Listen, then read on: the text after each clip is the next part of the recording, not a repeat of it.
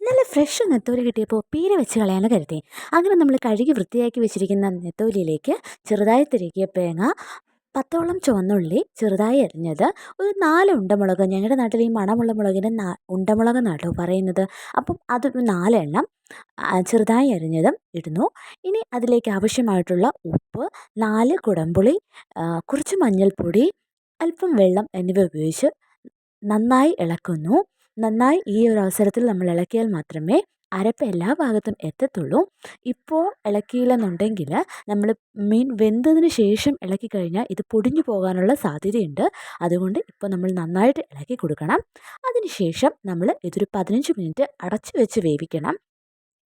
ഇനി നമ്മൾ മൂടി തുറന്നപ്പോൾ കണ്ടില്ലേ, മീനൊന്നും ഇളകിയിട്ടില്ല. ഓരോന്നും ഇങ്ങനെ ഓരോന്നായിട്ട് തന്നെ ഇരിപ്പുണ്ട്. ഇനി വാങ്ങാറാകുമ്പോൾ അല്പം പച്ച വെളിച്ചെണ്ണ കൂടി ചേർത്ത് ഒന്നുകൂടി ഒന്ന് ഒതുക്കി എടുത്തു കഴിഞ്ഞാൽ മീൻ പീര തയ്യാർ. ട്രൈ ചെയ്ത് നോക്കിയിട്ട് അഭിപ്രായം പറയണേ.